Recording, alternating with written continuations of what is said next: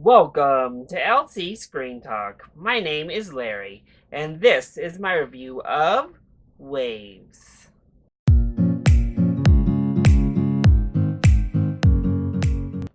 Waves was the centerpiece for the Denver Film Festival for 2019, directed by Trey Edward Schultz, which tells the story of a family as they go through some interfamily tension, and our story begins to unfold from there. Now, the trailers for this film looked pretty fantastic to me. It seemed right up my alley, and I could not wait to watch this. But the trailers also don't give away too much other than that kind of parent child tension, which was apparent from the clip. And I have to say, this is one I'm going to need to just sit on for a while because there is a lot to take in. There is a lot to think about and digest when it comes to Waves.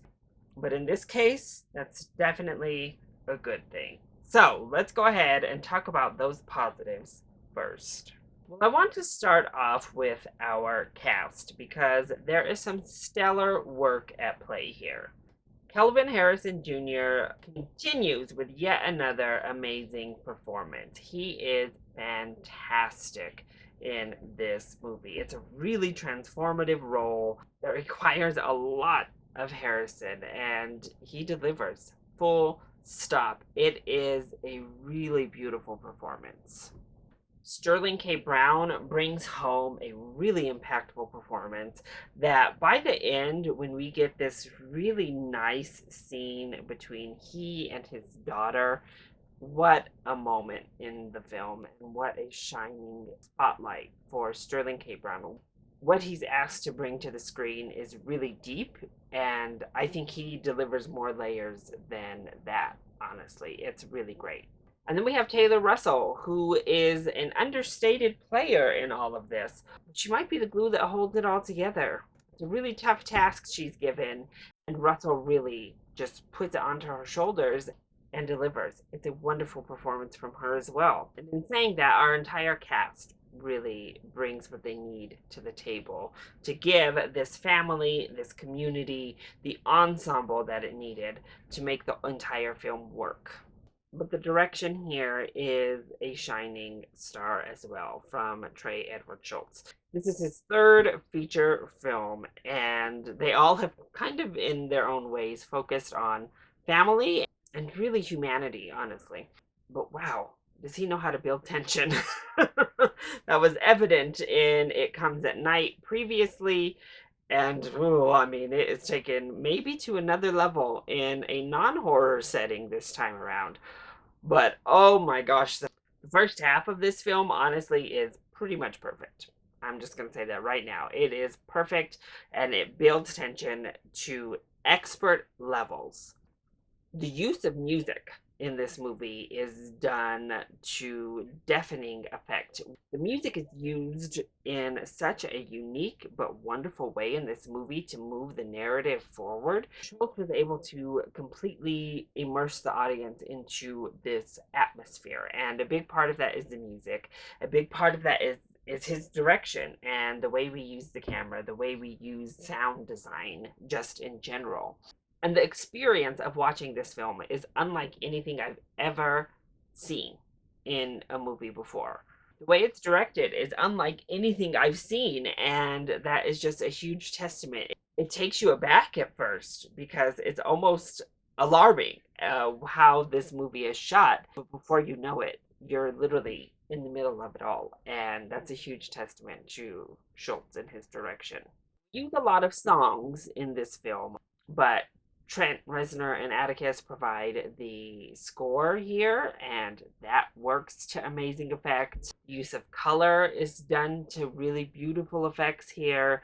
The symbolism, whether it be the water or the music itself as a form of symbolism, is all used beautifully.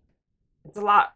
It's a heavy film, it's an atmospheric film that requires the audience to immerse themselves into the experience. And that's a heavy ask because this is a heavy film, but ultimately it provides a really rewarding and enriching time with a film.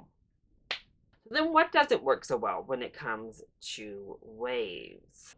Well, I'm going to say that this new technique used is to both great effect, but also a little bit of a distraction to begin the film at the very least. Because the sound is moving and thus some of the words are hard to understand, the use of music is there to put atmosphere over everything, but then again, it's hard with dialogues. So it takes a minute to get used to this form of filmmaking. And even when we're used to it, again, understanding words and understanding dialogue sometimes is a bit difficult. And then we change the aspect ratio for the picture throughout the film. And this is not the first time this has been done this year. And it's not a trend I am fully on board with yet. I sat there in the theater afterward trying to further understand the purpose of it, to inject some sort of deeper meaning into it.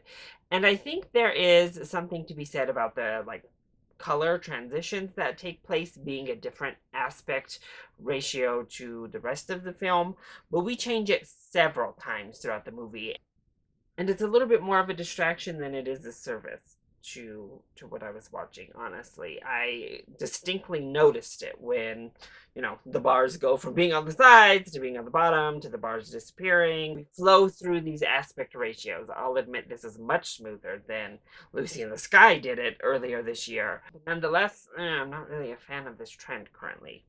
And the second half definitely loses steam. I'm gonna say that. I don't want to talk too much about it, but I mentioned that the first half is pretty much picture perfect. The second half has a lot to think about and has a lot going on an emotional level, but it certainly loses the momentum because we lose that tension and that buildup that the first half does so well.